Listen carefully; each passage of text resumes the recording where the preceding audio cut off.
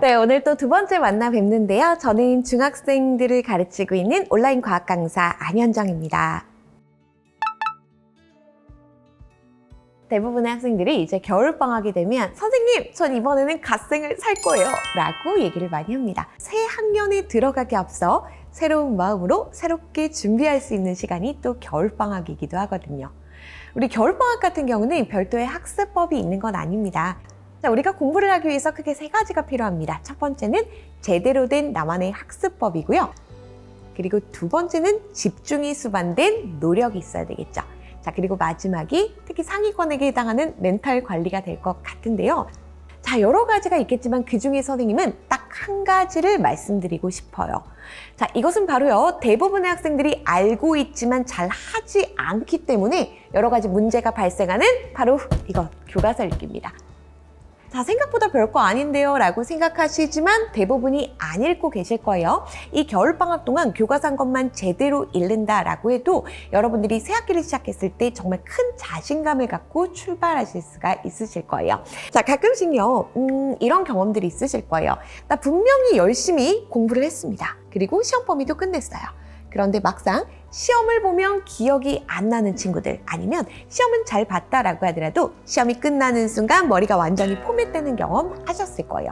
자, 그런데 이 과학 같은 경우는 중학교 과정이 고등학교까지 유기적으로 연결이 되어 있기 때문에 여러분들이 시험을 잘 보기 위해서 공부하시는 것만은 아닐 거란 말이죠. 자, 그런데 이 문제를 바로 교과서가 해결해 줄 수가 있어요. 그동안 이러한 문제가 발생했던 것들은 각각의 내용들을 공부했지만 이 내용들이 의미 있게 연결이 되지 못해서인데요. 이 문제를 교과서의 목차가 해결을 해줄 거예요. 자, 가장 먼저 교과서의 목차는요, 반드시 외우셔야 됩니다. 자, 교과서를 보시면 대단원, 중단원이 있고요. 그리고 각각의 내용에는 소단원이 있는데요.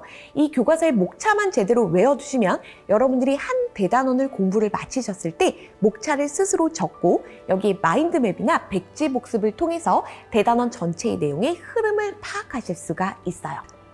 그런데 여기서 문제가 한 가지가 더 있습니다. 우리가 같은 학교, 같은 학년이라고 하더라도 반별로 들어오시는 과학 선생님이 다를 때가 있어요. 자, 그럼 문제를 출제할 때는 공통의 내용, 공통의 소재에서 출제할 수밖에 없겠죠. 우리 모두 똑같이 가지고 있는 게 뭐예요? 바로 교과서입니다. 자, 우리 보통 시험을 보시게 될 때는 크게 대단원, 두단원을 시험을 보게 되는데요. 우리 좀 계산하기 편하게 20문항이 출제된다라고 가정을 해볼게요. 그럼 앞에 대단원에서 10문항이 나올 거고 뒤쪽 대단원에서 10문항이 나올 거예요. 그런데 이 대단원은 또 중단원으로 나눠져 있죠. 자, 이런 중단원이 만약 하나의 대단원에 8개가 있다라고 한다면 이 중단원별로 한 문제씩 8문항이 출제가 되는 거예요. 그럼 선생님 2문항이 남는데요. 자, 교과서를 보시다 보면 일단 보통은 한 2페이지에서 4페이지인데 페이지 수가 상당히 많은 부분이 있어요. 거기에서 한 문항이 이제 추가될 확률이 높고요. 또 한 가지 학교에서 마지막 수업을 듣다 보시면 학교 선생님이 중요하게 생각하시는 강조하신 부분이 있습니다. 그 부분에서 조금 더 추가적인 문제들이 나온다라고 생각을 하시면 돼요.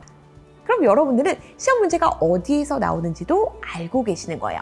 자, 그런데 조금 더 범위를 좁혀볼게요. 모든 교과서 마찬가지로 중단원 안에는 소단원이 있고요. 소단원 아래쪽을 보시면 학습 목표가 있어요. 그리고 이 학습 목표는 어떤 교과서든지 공통적으로 뭐뭐를 설명할 수 있다라고 나와요. 이걸 여러분들이 일시적으로 머리에 넣으시고 교과서를 꼼꼼하게 읽어 나가시다가 우리가 학습 목표 머리에 넣었던 내용이 나왔을 때는 훨씬 더 정독해서 읽을 수가 있겠죠. 이때는 줄을 치고 표시를 해 놓으시면서 나중에 다시 한번 그 부분을 봐주신다면 이것보다 완벽한 과학 공부가 없다라는 거예요. 여러분들 먼 얘기처럼 느껴지시겠지만 고등학교 3학년이 되면 대학 입시를 치르기 위해서 대학 수학 능력 시험이라는 걸 치르게 됩니다. 근데 들어보신 적 있을 거예요. 이번에 국어 영역에서 비문학 지문이 너무 어려웠어. 특히 과학기술 지문이 어려워라고 하잖아요. 근데 별도로 방학 때 막 책을 읽으려는 친구들이 있는데 독서가 습관이 안 된 친구들은 어려울 수밖에 없어요. 이런 친구들은 교과서가 또 독서에도 정말 많은 도움이 됩니다. 여러분들이 중학교 1학년 때부터 아니면 내가 지금 중3이라면 지금부터라도 과학 교과서만 제대로 읽으셔도 웬만한 비문학 지문이 어렵지 않게 해결이 되실 거예요. 자, 그래서 여러분들 이번 겨울방학은 교과서를 다시 한번 잘 활용해 보셨으면 좋겠어요. 시중에 정말 많은 과학 문제집들이 있는데요. 선생님이 가끔씩 문제를 보다 보면 내용에 오류가 있거나 답이 틀리거나 이런 경우도 꽤 많이 보았습니다. 자, 그래서 선생님이 추천하는 문제집 2가지가 있는데요. 자, 첫 번째는 시중 문제집 중에서 비상교육에서 나온 오투 또는 완자 중 한 권을 선택해 주시면 좋을 것 같고요. 그리고 2번째는 내 학교 교과서에 출판사에서 나오는 평가 문제집이라는 것이 있습니다. 그 한 권을 추가적으로 준비하시면 좋을 것 같아요. 특히 평가 문제집 같은 경우는 내 교과서에서만 다루고 있는 탐구 내용은 시중 문제집에선 잘 다루질 않아요. 그런데 평가 문제집에는 우리 교과서와 해당하는 핵심이라든가 개념들, 그리고 탐구라든가 문제들이 모두 다 실려 있기 때문에 여러분들이 교과서를 바탕으로 공부하기 수월하다는 장점이 있습니다. 그래서 과학 공부를 하실 때 또는 과학 시험을 앞두고 있다면 시중 문제집 한 권과 평가 문제집 한 권이면 어느 정도 충분히 해결되지 않을까라는 생각이 듭니다. 네, 그런데 우리가 문제집의 문제를 푸는 것보다 훨씬 더 중요한 과정이 있습니다. 이게 바로 최상위권의 비결이기도 한데요. 내가 모르는 것을 분별해 낼 줄 알고 또 한 가지 틀린 문제나 모르는 부분을 다시 한번 정리하는 과정인데요. 그렇기 때문에 해설이 없는 문제는 풀지 않으시는 것이 좋아요.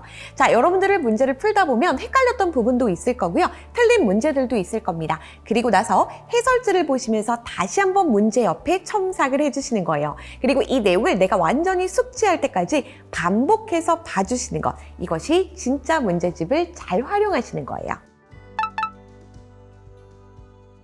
삶의 목적이 뚜렷하거나 단기적인 목표가 있는 친구들은 공부를 크게 어려워하지 않습니다. 그런데 대부분의 학생들은 우리가 공부를 왜 해야 하나요? 라고 많이들 물어보더라고요. 자, 우리가 단기적으로 그냥 짧게 본다라고 한다면 여러분들이 공부를 잘 해두시면 다양한 공부를 통해서 내가 무엇을 좋아하고 무엇을 잘하는지도 발견할 수 있고요. 우리 당장 눈앞에 있는 고입을 생각해 본다면 일반고뿐만 아니라 자사고, 특목고, 그리고 심지어 특성화고까지 나의 선택지를 늘릴 수 있다는 장점이 있겠죠.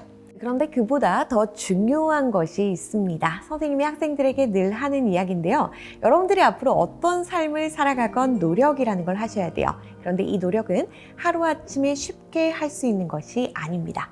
자, 공부는요, 공부의 자체로도 의미가 있지만 이 공부를 통해 노력하는 방법을 배우고 습관화시키는 아주 좋은 도구가 될 거예요. 자, 이 노력을 통해서 얻은 좋은 결과, 결국 이 성취감은요, 성공 경험들로 이어지게 되고 이러한 성공 경험들이 누적이 되면서 여러분들이 과학에 대한 자신감, 더 나아가 공부, 그리고 삶에 대한 자신감을 갖게 되실 거예요.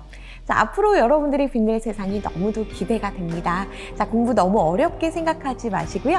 이 겨울방학 동안 공부에 대한 두려움이라도 조금 없애는 좋은 기회가 되었으면 좋겠습니다. 여러분, 사랑하고 축복합니다.